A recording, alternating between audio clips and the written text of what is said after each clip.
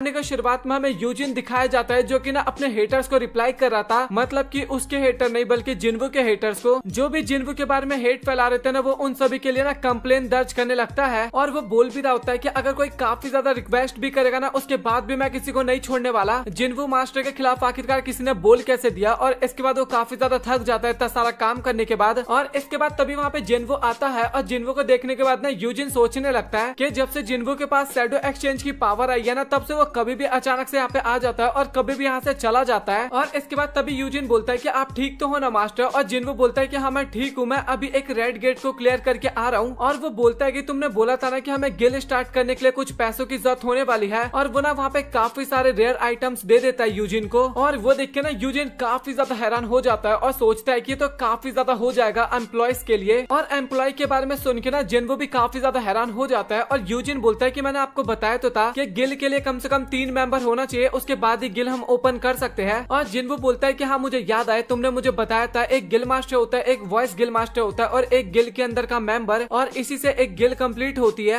और इसके बाद तभी यूजिन बोलने लगता है कि मास्टर एक और काफी ज्यादा इंपॉर्टेंट बात है, हमें ना अपने गिल का नाम भी तो रखना होगा ना। और जिन्वू बोलता है कि मुझे तो लगा था कि ये बस ऐसा ही टाइम पास का होता है, ये भी इतना इंपॉर्टेंट होता है क्या। और यूजिन ना काफी ज्यादा गुस्सा होकर बोलने लगता है कि आप पागल वागल हो क्या, ये बहुत ही ज्यादा इंपॉर्टेंट होता है। और यूजिन इसके बाद कुछ नाम बताने लगता है, वो ना लास्ट के सरनेम को कंबाइन करके एक नाम बताता है, बट वो उतना ज्यादा अच्छा नहीं होता। तो लिटरली वहाँ पे ना काफी सारे नाम सजेस्ट करता है, और सभी नाम ना एकदम वाहियात से थे, इसलिए मैं आपको एक भी नाम नहीं बता रहा। और तभी जिन्वू बोलता है कि सोलो प्लेयर गिल कैसा रहेगा नाम। और ये सुन के ना यूजिन वहाँ पे काफी ज्यादा हैरान हो जाता है। और जिन्वू बोलता है कि हमने सबको सोलो ही तो स्टार्ट किया था ना, इसलिए ये नाम काफी ज्यादा अच्छा लग रहा है। और यूजिन अपने मन में सोच रहा होता है कि मास्टर भाई अकेले रहना चाहते हैं हमेशा, मतलब कि कोई मजाक की बात थोड़ी ना है, गिल का नाम रखना है, कोई मजाक थोड़ी ना कर रहे हम। और वो ना इसी तरीके की काफी सारी चीजों के बारे में सोच रहा था, लेकिन तभी उनका ना बेल नॉक होता है, मतलब कि कोई गेट पे आया हुआ था। और इसके बाद यूजिन ना दरवाजा खोलने के लिए जाता है, और वहाँ पे ना एक लड़की होती है, और वो बोलती है कि क्या ये जिन्वू का ऑफिस है। और यूजिन वहाँ पे हाँ तो बोलता है, बट वो जैसे उसको पहचान जाता है तो लिटरली भाई वो काफी ज्यादा हैरान हो जाता है वहाँ पे। और तभी हमें पता लगता है कि जो डोर पे होती है ना, वो मिस चा होती है। और चा को देखने के बाद ना जिन्वू भी पूछने लगता है कि आखिरकार आप यहाँ पे क्या कर रही हो। और चा बताते है कि मैं तुम्हारा गिल्ड ज्वाइन करना चाहती हूँ। और जिन्वू ना अगेन एक बार कंफर्म करना चाहता था, और वो दोबारा पूछता है कि आप सच में गिल्ड ज्वाइन करने के लिए आई हो क्या। और चा भी बोलने लगते हैं कि तो फिर मैं यहाँ पे टाइम पास करने के लिए आऊंगी क्या। और जिन्वू ना काफी ज्यादा कंफ्यूज होता है, क्योंकि भाई वो हंटर गिल में थी और वो कोरिया का नंबर 1 गिल था, और उसके बाद वो एक नए गिल में ज्वाइन करने के लिए आई है। और इसके बाद वो ना पूछने लगता है कि क्या आपको चेयरमैन ने यहाँ पे भेजा है। और चा बोलते है कि नहीं, वो मुझे क्यों भेजेंगे यहाँ पे। और अगेन बोलता है कि क्या आपको चॉय ने आपके हंटर गिल से निकाल दिया है क्या। और चा बोलते है कि नहीं, ऐसी बात बिल्कुल भी नहीं है। और तभी जिन्वू बोलता है कि तो फिर आप सोलो प्लेयर गिल को क्यों ज्वाइन करना चाहती है। और उसका नाम सुन के, मतलब कि सोलो प्लेयर गिल का नाम सुनने के बाद ना चा भी काफी ज्यादा हैरान हो जाती है, और बोलते है कि इतना वाहियात सा नाम कौन रखता है। और जिन्वू बोलता है कि इस पे मेरा और यूजिन दोनों का सहमति था। और पीछे से यूजिन काफी ज्यादा चिल्लाते हुए बोलता है कि मास्टर आप पागल पागल मत बनाओ, मैंने इसमें बिल्कुल भी हाँ नहीं बोला, मुझे ये नाम बिल्कुल भी पसंद नहीं है। और वहाँ पे ना जिन्वू भी काफी ज्यादा हैरान हो रहा था कि आखिरकार यूजिन बोलने की क्या कोशिश कर रहा है। और जिन्वू सोचता है कि मुझे ना यहाँ पे सबसे पहले शांत रहना होगा, और इसके बाद मुझे अपने स्किल्स की मदद से पता लगाना होगा कि यहाँ पे कंफ्यूजन क्या चल रही है। मतलब कि लिटरली जिन्वू ने अकेले गिल का नाम सोचा और उसको कंफर्म भी कर दिया, और उसको लगा कि उसमें ना यूजिन की सहमति है, क्योंकि यूजिन ने वहाँ पे कुछ भी नहीं बोला। और इसको ये क्या पता कि यूजिन ना डर के मारे वहाँ पे कुछ भी नहीं बोला। और इसके बाद वो मिस चा की तरफ देखते हुए बोलता है कि अभी इनके हार्ट बीट ना काफी ज्यादा तेज है, और साथ ही अभी काफी ज्यादा ब्लश भी कर रही है। और वो बताता है कि ना पूरी कोशिश कर रही है अपने आप को शांत रखने का, बट मुझे पता चल जा रहा है क्योंकि मैं जिन्वू हूँ। और इसके बाद जिन्वू बोलने लगता है कि अवेकन हुए आपका 2 साल हो गया होगा, मतलब कि हो गया है, और साथ ही आपने हंटर गिल के साथ कॉन्ट्रैक्ट भी तो साइन किया होगा ना। और मुझे नहीं लगता कि अभी तक वो कॉन्ट्रैक्ट खत्म हुआ होगा। और चा भी बोलने लगता है कि मुझे इसका फर्क नहीं पड़ता, मेरे ऊपर जो भी पेनल्टी है मैं उसको पे करने के लिए ना सक्षम हूँ, मेरे पास उतने पैसे है। और जिन्वू ना अगेन काफी ज्यादा कंफ्यूज हो जाता है कि आखिरकार ये पेनल्टी भी पे करना चाहती है, आखिरकार मेरे गिल में आके करना क्या चाहती है ये। और जिन्वू ना बार बार उससे यही पूछ रहा था कि आखिरकार आप गिल को ज्वाइन ही क्यों करना चाहती है। और चा भी अपने मन में सोच रही होती है कि आखिरकार मैं इसको कैसे बताऊं, और अगर मैं इसको बताऊंगी ना तो मैं थोड़ा सिंप टाइप लगूंगी। और वो ना काफी ज्यादा कंफ्यूज थी कि मुझे बताना चाहिए या फिर नहीं बताना चाहिए। और इसके बाद ना बातों को याद करने लगती है। और जब चा जिन्वू से पहली बार मिली थी ना, तो जिन्वू का स्मेल ना उसको काफी ज्यादा डिफरेंट लगा था बाकी हंटर्स के मुकाबले। और इसके बाद ना जिन्वू की ना काफी ज्यादा इन्फॉर्मेशन निकालने लगी, और साथ ही उसको ना जिन्वू के ऊपर काफी ज्यादा डाउट सा होने लगा था। और आगे जाके चा को ये भी पता चल गया कि जिन्वू ना एक एस रैंक का हंटर था, और वहाँ पे ना उसने फेक आइडेंटिटी ले रखी थी। और इसके बाद जेजू आइलैंड का सीन हमें दिखाया जाता है, जहाँ पे चा की हालत काफी ज्यादा खराब हो जाती है, बट जिन्वू वहाँ पे आता है और उन सभी को बचाता है और इसके बाद चाना चेयरमैन से पूछने लगता है कि आखिरकार मेरी जान किसने बचाया था, क्या वहाँ पे जिन्वो आया था। और चेयरमैन ना वहाँ पे हाँ बोलते हैं और इसी सब रीजनों के कारण ना चाना और भी ज्यादा करीब आना चाहती थी जिन्वो के, ताकि वो ना उसके बारे में ना और भी काफी ज्यादा इन्फॉर्मेशन निकाल सके। और चाना मन मन में सोच रही होती है कि मैं चाहती हूँ कि जिन्वो तुम हमेशा मेरे साथ रहो आखिरी सांस तक। और लिटरली भाई वो कुछ ज्यादा ही ब्लश कर रही थी उस टाइम पे। मैंने सोलो लेवलिंग से कभी भी ये सारी चीजें एक्सपेक्ट नहीं किया था। और चा भी सोच रही होती है कि आखिरकार मैं क्या सोच रही हूँ, मेरे दिमाग से ये सब चीजें निकलनी चाहिए। और जिन्वो लाइक भाई यहाँ पे क्या हो रहा है, ये शर्मा क्यों रही है इतना ज्यादा, मुझे कुछ बता रही है नहीं और बस शर्माई जा रही है, टमाटर की तरह लाल हो चुकी है। मतलब कि चा की हरकतें देखने के बाद ना किसी बंदे को भी शक हो जाएगा कि चाना को छिपाने की कोशिश कर रही है, वो इस तरीके की हरकतें कर रही थी के। और तभी जिन्वो बोलते हैं कि क्या आप मेरे क्वेश्चन का आंसर दोगी या फिर नहीं। और चा भी बताते हैं कि मैं एक नॉर्मल लाइफ जीना चाहती हूँ, कंफर्टेबल वाली। और तभी यूजिन जिन्वो के पास आता है और कान में बोलता है कि सर मुझे तो ऐसा लग रहा है कि हंटर गिल वाले ना चा से कुछ ज्यादा ही काम करवाते हैं। और जिन्वो भी सोचने लगता है कि एक तरह से देखा जाए तो बात सही है, क्योंकि चा की एज 20 से 22 साल की थी और वो इतनी जल्दी एक एस रैंक के हंटर बन गई, तो इनके ऊपर ना ऑलरेडी काफी ज्यादा प्रेशर था और साथ ही जेजू आइलैंड के रेड में काफी ज्यादा इंजर्ड भी हो गई थी एक तरह से। तो शायद इन सब कारणों में आना चाहती होगी हमारे गिल में। और वो बोल देता है कि अगर आपको मेरे गिल में आना तो आपको एक टेस्ट देना होगा। और चा बोलती है कि वैसे इस टाइप का तो इन्फॉर्मेशन बिल्कुल भी नहीं था गिल में ज्वाइन करने के लिए। और जिन्वो बोलता है कि शायद हमारे वाइस गिल मास्टर से ना थोड़ी गलती हो गई होगी और वो आगे जाके ऐड कर देगा इसको। और इसके बाद जिन्वो ना यूजिन की तरफ देखता है और बोलता है कि भाई मेरे हिसाब से तुझे कुछ खाने के लिए लाना चाहिए अभी। और यूजिन भी हाँ मास्टर मैं अभी लेके आता हूँ। और इसके बाद तभी चा बोलती है कि मुझे किस तरीके का टेस्ट देना होगा। और जिन्वो भी ना काफी ज्यादा हैरान हो गया था कि भाई ये इतनी जल्दी कैसे तैयार हो गई। और इसके बाद वो बोलने लगता है कि आपको ना मेरे एक बीस्ट को हराना होगा, शैडो आर्मी को हराना होगा। और चा बोलते हैं कि बस इतना सा काम, ये तो मैं काफी आसानी से कर सकती हूँ, अगर बेरू को भेज देता फिर भी काफी आसानी से कर पाती। और चाना काफी ज्यादा एक्साइटेड हो जाती है और जिन्वो भी बोलता है कि आप फिक्र मत करो, मैं आपके कैपेबल जितना ही पावरफुल एक सोल्जर दूंगा आपसे लड़ने के लिए। और तभी चाना पूछती है कि आखिरकार ये टेस्ट होगा कब। और जिन्वो बोलता है कि अगर आप चाहो तो मैं अभी ले सकता हूँ। और चाना हंटर एसोसिएशन का जो जिम था ना वहाँ पे टेस्ट की बात करती है। और जिन्वो सोचता है कि यार वो तो बहुत ज्यादा दूर है और मुझे अभी ड्राइव करने का मन नहीं कर रहा। और तभी ना वो अपने शैडो एक्सचेंज टेक्निक को यूज करने का सोचता है कि वो अपने साथ किसी को शैडो एक्सचेंज में पार्ट करवा सकता है या फिर नहीं, मतलब कि अपने साथ किसी और को भी लेके जा सकता है या फिर नहीं, इसका भी पता चल जाता है एक तरह से जिन्वो को फिलहाल के लिए। और तभी जिन्वो बोलता है कि हम ना गाड़ी की मदद से नहीं जाने वाले। और चा बोलते हैं कि तो फिर हम कैसे जाएंगे। और इसके बाद जिन्वो ना चा को अपने क्लोज लेके आता है और लिटरली कुछ ज्यादा ही क्लोज था वो। और इसके बाद वो अपनी शैडो एक्सचेंज का इस्तेमाल करता है और इसके बाद वो तभी टेलीपोर्ट हो जाता है हंटर एसोसिएशन के जिम के अंदर। और यूजिन भी ना वहाँ पे कुछ खाने का सामान लेके आया होता है, बट ऑब्वियस सी बात थी यहाँ पे तो जिन्वो गायब हो गया था और उसके सामने ना एक ऑर्क मॉन्स्टर था और वो काफी ज्यादा प्यारा लग रहा था भाई उस टाइम पे देखने में। और वो जो ऑर्क मॉन्स्टर होता है ना लिटरली आप लोग मानोगे नहीं, वो नाश्ता जो होता है ना चुपचाप खा लेता है। और ये देख के यूजिन हैरान का हैरान ही रह जाता है। और इसके बाद तभी जिन्वो बोलता है कि अच्छा तो प्रैक्टिस स्टार्ट करे क्या। अचानक काफी ज्यादा हैरान हो गई थी कि भाई इतनी जल्दी आखिरकार हम यहाँ पे कैसे आ गए। और जिन्वो सोचने लगता है कि मुझे लगा था कि मैं ऐसा कर सकता हूँ, मतलब कि शैडो एक्सचेंज के जरिए ना वो अपने साथ किसी और पर्सन को भी एक्सचेंज करवा सकता था, बट उसके लिए उस जगह पे मेरा शैडो आर्मी भी तो होना चाहिए ना। और अभी उसको 3 घंटे यहाँ पे रुकना पड़ेगा क्योंकि वो 3 घंटे बाद ही यहाँ से दोबारा अपनी टेक्निक का इस्तेमाल कर सकता था। और लिटरली जिन्वो के दिमाग में ना ये चल रहा था कि मैं ना अब ट्रिप करने वाला हूँ अपने इस स्किल के जरिए। और वो ना इसको अभी फिलहाल के लिए पोस्टपोन कर देता अपने ट्रिप को। और चा बिचारी तो अभी तक हैरान थी कि आखिरकार वो इतनी जल्दी यहाँ पे टेलीपोर्ट कैसे हो गई। और तभी चा बोलते है कि जल्दबाजी में मैं अपना वेपन लाना तो भूल ही गई। और तभी जिन्वो बोलते है कि अच्छा आप एक्स की बात कर रही हो क्या, जो आपने ए रैंक डंजन के अंदर लेके आए थे। और ये सुन के भाई चा वहाँ पे लिटरली काफी ज्यादा शर्माने लगती है और बोलती है कि नहीं तुम गलत सोच रहे हो, वो मेरा वेपन नहीं है, मेरा वेपन तो एक तलवार है। और जिन्वो बोलता है कि हाँ हाँ मुझे पता है, मैं बस मजाक कर रहा था। और इसके बाद चाना वहीं से एक स्वॉर्ड को ले लेती है क्योंकि भाई वहाँ पे जिम था भाई, वहाँ पे हंटर्स प्रैक्टिस करते थे तो इतना तो चीज होना ही चाहिए था वहाँ पे। और जिन्वो बोलता है कि मेरे हिसाब से ना आपको वेपन चेंज कर लेना चाहिए क्योंकि मुझे नहीं लगता कि आपको स्वॉर्ड यूज करने का मौका भी मिलेगा आगे जाके। और चा बोलते है कि हमें ना हर चीज के लिए एकदम रेडी रहना चाहिए। और जिन्वो को ना चा की बातें काफी ज्यादा बढ़िया लगती है। और इसके बाद वो इग्रिस को वहाँ पे समन करता है, बट मेरे हिसाब से तो बेरू को समन करना चाहिए था, सच बता रहा हूँ भाई। और जिन्वो बताता है कि ये मेरी शैडो आर्मी का ना सबसे बेस्ट स्वॉर्ड स्मिथ है। और तभी चा बोलते है कि आखिरकार हमें विनर का कैसे पता लगेगा। और तभी जिन्वो बोलता है कि बैटल तब तक चलता रहेगा जब तक कि मेरा शैडो हार न जाए या फिर आप सरेंडर ना कर दो। और जिन्वो अपने मन में सोच रहा था कि मैंने इनको झूठ बोला है कि मैंने अपने सबसे स्ट्रॉन्गेस्ट शैडो को समन किया है, क्योंकि अगर मैं बेरू को समन कर लेता तो शायद ये यहाँ पे बेहोश भी हो सकती थी, क्योंकि बेरू का एक पंच और बेहोश अभी तो शैडो आर्मी में है, अभी तो और भी ज्यादा पावरफुल है। और इसके बाद जिन्वो ना चा को ना एक बार शकल घुमाने के लिए बोलती है और इसके बाद वो अपने इन्वेंट्री से ना एक तलवार निकाल के देता है इग्रिस को और वो बोलता है कि तुम्हें ना इसका इस्तेमाल करना है। और सच बता रहा हूँ ये जो पैनल है ना ये काफी ज्यादा बैडेस लग रहा था भाई उस टाइम पे।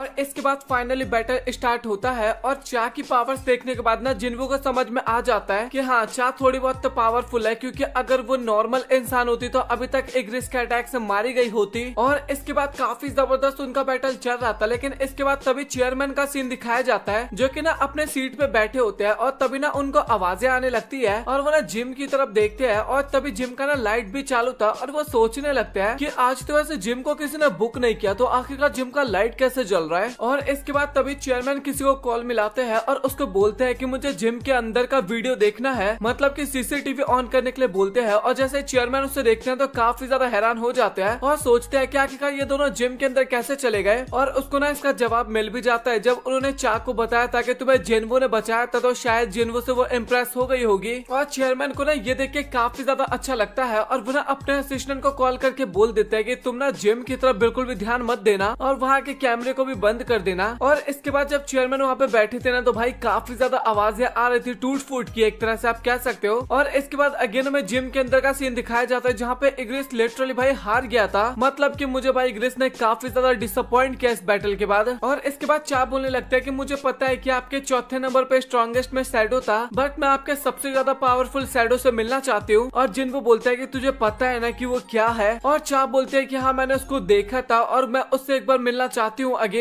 और इसके बाद आपको भी पता है और मुझे भी पता है कि वहाँ पे किसकी एंट्री होती है। और उसकी एंट्री होने के बाद भाई सबसे पहले तो वो अपना डायलॉग मारता है और वो अगेन बोलता है कि I am back baby. Baby तो मैंने खुद ऐड कर दिया, बस आई एम बैक बोलता है। और चा को भी ना उसको देखने के बाद अगेन एहसास हो जाता है कि भाई ये लिटरली काफी ज्यादा इंसेन लेवल पे है। और इसके बाद जिन्वो बताने लगता है कि जब कोई एक नॉर्मल मॉन्स्टर होता है ना उसको वो अपने शेडोज में एक्सचेंज करता है तो वो उस टाइम के हिसाब से ना काफी ज्यादा कमजोर होता है, बट बेरू को ना एक वेपन के तौर पे बनाया गया था हंटर्स को खत्म करने के लिए। इस कारण ये जब मेरे शैडो के पार्ट्स में आया ना तभी भी ये एकदम वेपन की तरह था। और जिन्वो को पता था कि बेरू ना अपने पावर्स के साथ लड़ेगा ना तो चाना उसके आगे 1 मिनट भी नहीं टिक पाएगी। और लिटरली भाई बेरू ना उससे पूछने लगता है कि मास्टर आप क्या चाहते हो कि मैं इस लड़की के साथ क्या करूं। और जिन्वो बोलता है कि तुम्हें ना उसके साथ लड़ना होगा, बट उसको ना बिल्कुल भी तुम्हें हर्ट नहीं करना, अगर तुमने ऐसा किया तो तुम्हें पता है ना कि मैं क्या करूंगा। और इसके बाद तभी बेरू ना एक बार बस रोर करता है और लिटरली आप लोग मानोगे नहीं जिम के आसपास की जितने भी लाइटें थी ना वो सभी क्रैक हो जाती है और चा की हालत भी खराब हो जाती है। उसको पता चल जाता है कि ये वही जेजू आइलैंड वाला ही मॉन्स्टर है। और चा भी सोच रहे होते हैं कि अब मुझे भी अपना कमाल दिखाना होगा। और वो जैसे लड़ाई के लिए रेडी हो पाती ना उससे पहले ना बेरू अचानक से चा के पीछे चला जाता है लास्ट टाइम की तरह जब उसने एक पंच मारा था, बट इस बार चाना अपना अटैक कर देती है, बट बेरू ना काफी आसानी से उसको रोक लेता है। और बेरू के दिमाग में ना उस टाइम पे ये चल रहा था कि मेरे मास्टर ने मुझे बोला है कि मुझे इसको हराना है, बट मुझे इसको हर्ट बिल्कुल भी नहीं करना, तो मुझे इसको दिखाना होगा कि आखिरकार मैं कितना ज्यादा पावरफुल हूँ और मुझे इसको हर्ट भी बिल्कुल भी नहीं करना। तो देखा जाए तो काफी ज्यादा डिफिकल्ट है, बट मैं मेरे मास्टर का बेस्ट सोल्जर हूँ और ये मेरे लिए काफी ज्यादा आसान काम है। और इसके बाद वो अगेन बेरू के ऊपर अटैक करते हैं और बेरू ना उस अटैक को भी काफी आसानी से रोक लेता है। और इसके बाद चाना और भी काफी ज्यादा अटैक्स करती है, बट आपको पता है बेरू तो बेरू था। और इसके बाद वो बोलने भी लगती है कि आखिरकार ये कैसे पॉसिबल है, ये अपने अटैक्स नहीं कर रहा बल्कि ज्यादातर मूव भी नहीं कर रहा, उसके बाद भी मेरे सारे अटैक्स को कैसे डॉज कर ले रहा है। और इसके बाद तभी अचानक से ना बेरू चा के पास आता है, मतलब कि एकदम फेस के सामने आता है और वहाँ पे अगेन वो काफी तेज चिल्लाता है और वो लिटरली इतनी तेज चिल्लाया था ना कि चाना अपने आप ही पीछे खिसक जाती है। और जिन्वो जो था ना वो तो अपना आराम से खड़े होकर बैटल देख रहा था और वो बोल रहा था कि ये तो एकदम ऑब्वियस था, इसका रिजल्ट तो उसको पहले से एक तरह से पता था। और इसके बाद जिन्वो बोलने भी लगता है अभी ना आपको रुक जाना चाहिए या फिर आपको और लड़ना है। और चाना वहाँ पे बोलते है कि नहीं मैं जब तक इसको नहीं हराऊंगी मैं तब तक रुकने वाली नहीं हूँ। और भाई ये सारी बातें सुनकर ना जिन्वो भी काफी ज्यादा हैरान हो जाता है क्योंकि उसको पता था कि चा और साथ ही बेरू के बीच में ना काफी ज्यादा पावर्स का डिफरेंस है, मतलब कि लिटरली 10 एस रैंक के हंटर्स से भी ज्यादा का पावर का डिफरेंस है। और जिन्वो ये भी सोच रहा था कि ये ना मेरे बाकी सोल्जर्स के मुकाबले ना काफी ज्यादा अलग है, मतलब कि बेरू, क्योंकि बाकी सोल्जर्स ना दिमाग का इस्तेमाल नहीं करते, बट बेरू के पास अपना खुद का दिमाग था जो कि उसने मिन से एक तरह से कॉपी किया था। और एक तरह से देखा जाए तो बेरू ना एक वेपन था, लेकिन उसके बाद भी ना वो अपने आप को काफी ज्यादा कंट्रोल कर रहा है। और वो क्यों कंट्रोल कर रहा है? क्योंकि जिन्वू ने उसे ऑर्डर दिया और जिन्वू की बात तो बिल्कुल भी नहीं टाल सकता। और जिन्वू सोच रहा था कि चा को ना ऐसा नहीं करना चाहिए, क्योंकि अगर गलती से भी बेरू आउट ऑफ कंट्रोल हो गया ना तो शायद वो कुछ भी कर सकता था वहाँ पे। और चा जो थी ना वो बेरू की तरफ ना काफी बैडेस्ट तरीके से देख रही थी और सच में लुक काफी ज्यादा बढ़िया लग रहा था। और बेरू को ना अचानक से नोटिफिकेशन आता है कि चा के सामने ना उसके लिए एक खतरा है। और इस बात पे ना बेरू भी काफी ज्यादा गुस्सा हो जाता है और वो अगेन चा के ऊपर अटैक करने के लिए जाता है। बट चा ना काफी आसानी से उस अटैक को डॉज कर लेती है। आसानी से तो नहीं बट हाँ डॉज कर लेती है। और वो अटैक सच में काफी ज्यादा पावरफुल था। चा ना काफी ज्यादा हैरान हो गई थी और इसके बाद वो सोचने लगता है कि अपने वो स्वॉर्ड डांस स्किल का इस्तेमाल करने वाली है। और चा बताने लगता है कि मेरे पास ना केवल एक ही मौका होने वाला है, क्योंकि मेरे पास ज्यादा माना नहीं है। अगर एक अटैक में मैंने इसको खत्म कर दिया तब तो ठीक है, नहीं तो भाई मेरा पत्ता कट हो सकता है। सबसे मेन बात ये था कि जो स्किल का इस्तेमाल करने वाली है ना काफी ज्यादा माना का यूज करती है, इसलिए वो इस अटैक को ना ज्यादा बार इस्तेमाल नहीं कर सकती थी। और इसके बाद चाणक तभी भाई काफी खतरनाक सा एक अटैक करती है और लिटरली फाइनली वो अटैक ना बेरू को लग जाता है। उसके ना तलवार अंदर चला जाता है और इसके बाद तभी अचानक से ना बेरू को कुछ हो जाता है और अचानक से जिन्वू ने जो ऑर्डर दिया था ना भाई वो ऑर्डर को भूल जाता है। बेरू लिटरली वो ऑर्डर को भूल जाता है और क्वीन ने जो उसको ऑर्डर दिया था ना कि हंटर्स को उसको खत्म करना है, वो ना उस ऑर्डर को फॉलो करने लगता है अचानक से। मतलब कि वही था नहीं बेरू के अंदर गलत फहमी कि तुम सबसे ज्यादा ताकतवर हो, तुम्हारे सामने कोई भी आए तो तुम उसको खत्म कर देना। जिस एटीट्यूड के चक्कर में बेचारा जिन्वू से मारा गया वही वाली बात उसके दिमाग में आने लगती है और उसके दिमाग में आवाज आने लगती है कि तुम्हें ना इस लड़की को मारना होगा, ये तुम्हारी सबसे बड़ी दुश्मन है। और लिटरली भाई बेरू ना उसको मारने के लिए जा रहा था और जिन्वू ना काफी तेज चिल्लाता है कि चुपचाप एक जगह पे खड़े हो जाओ, बट बेरू ऐसा नहीं मानता। वो भाई फिर भी अटैक करने के लिए जा रहा था और तभी जिन्वू ना बेरू का हाथ पकड़ लेता है अचानक से उसके पास जाके और उसको अगेन पीछे होने के लिए बोलता है। और लिटरली वहाँ पे जिन्वू ना बेरू के आगे ना काफी ज्यादा गुस्सा था, बेरू से काफी ज्यादा गुस्सा था। और इसके बाद लिटरली बेरू ना वहाँ पे कपकपा सा जाता है और जिन्वू से ना काफी ज्यादा माफी मांगने लगता है। और जिन्वू भी लाइक सोचता है भाई ये क्या बंदा है, कभी तो इतना ज्यादा गुस्सा हो जाता है और कभी मेरे सामने इतना ज्यादा भीगी बिल्ली की तरह करने लगता है। और इसके बाद जिन्वू बोलने लगता है कि आपको ना इस तरीके की हरकतें बिल्कुल भी नहीं करनी चाहिए, आपको कुछ हो भी सकता था, आप अपने लिमिट से ज्यादा बाहर निकलने की कोशिश कर रही थी। और आपको पता है कि मेरा गिल अभी किसी भी काम का नहीं है, एक तरह से अभी तक स्टार्ट भी नहीं हुआ और उसके अंदर आने के लिए आप इतना रिस्क उठा रही हो, ये सच में एक तरह से देखा जाए तो काफी ज्यादा गलत था। और आप ना कोरिया के लिए काफी ज्यादा इंपॉर्टेंट हंटर हो और इन सब कामों के लिए ना आपको अपनी लाइफ को ना रिस्क में तो बिल्कुल भी नहीं डालना चाहिए, क्योंकि आगे इससे भी बड़े बड़े बैटल्स हमें देखने को मिलेंगे। और जिन्वू ना उससे पूछता भी है कि आखिरकार आप अपने लिमिट्स को क्रॉस करने की कोशिश क्यों कर रही थी। और लिटरली चाना वहाँ पे एक छोटी बच्ची की तरह ना बस जिन्वू की डांट सुने जा रही थी और वो ना वहाँ पे कुछ भी नहीं बोलती, चुपचाप प्यार से खड़ी होती है और वो बोलता रहता है कि क्या आप जवाब देंगे, प्लीज आप बता तो दो मुझे। और इसके बाद जिन्वू ये भी बोल देता है कि कहीं आप मुझे पसंद तो नहीं करती ना। और ये सुनकर ना चा भी काफी ज्यादा हैरान हो जाते हैं कि भाई तो क्या बोल रहा है अपने आप ही। और जिन्वू के मन में चल रहा था कि यार अचानक से मेरे दिमाग में आया तो मैंने बोल दिया, बट मुझे नहीं बोलना चाहिए था। और लिटरली चाना वहाँ पे काफी ज्यादा शर्माते हुए बोलते हैं कि आई थिंक सो ये हो सकता है। और इसी के साथ जिन्वू की आपकी भाभी के साथ जितना भी कॉन्वर्सेशन होना था ना भाई वो कॉन्वर्सेशन यहीं पे हो जाता है खत्म। मतलब कि वो इसके बाद अपने घर चली जाती है। और आप लोग कमेंट सेक्शन में बताओ कि आप लोगों को आज का एपिसोड कैसा लगा। और ये था सोलो लेवलिंग सीजन 2 का एपिसोड नंबर 13। और इसी के साथ सोलो लेवलिंग सीजन 2 भी मैं करता हूँ खत्म। मुझे पता है कि मैं काफी ज्यादा आगे का एपिसोड भी कवर कर दिया हूँ सीजन 2 के अंदर ही, बट कोई बात नहीं। और सीजन 3 का 1 से 2 एपिसोड और मैं इस वीडियो के ऊपर लाने वाला हूँ। और साथ संडे को भी आपको एक एपिसोड देखने को मिलेगा। और मैंने सोचा क्यों ना आपको थोड़ा सरप्राइज कर दिया जाए। आप लोग इतना ज्यादा कमेंट में बताते हो तो मैंने सोचा आपके लिए इतना तो कर ही सकता हूँ, तो इस कारण मैंने आज ये वीडियो अपलोड कर दिया। आप लोग खुश हो या फिर नहीं हो कमेंट सेक्शन में बताना। और संडे को एक एपिसोड आएगा और 1 या 2 एपिसोड क्या पता मैं और अपलोड कर दूं, बट सोलो लेवलिंग कंटिन्यू रहेगा। चैनल को सब्सक्राइब कर लो, जाके डिस्क्रिप्शन में आई एम ताइगो का लिंक मिलेगा, जल्दी से जाकर ज्वाइन कर जाओ। मैं भाई इतना प्रॉमिस करता हूँ कि मैं सीजन 5 तक वहाँ पे कंफर्म कवर करने ही वाला हूँ। तो भाई ज्वाइन कर जाना अगर आपको सीजन 5 तक सोलो लेवलिंग वॉच करना हो तो। और अगर मुझे रिस्पॉन्स अच्छा वाला नजर आया तो मैं सीजन 6 या फिर 7, 8, 9, 10 सब कुछ अपलोड कर दूंगा, तो जाके ज्वाइन कर लेना वहाँ पे। और अगर आपको ये वीडियो पसंद आया तो वीडियो को लाइक कर देना, चैनल को सब्सक्राइब कर देना। मिलता है आप लोगों से अगली वीडियो में, तब तक के लिए गुड बाय।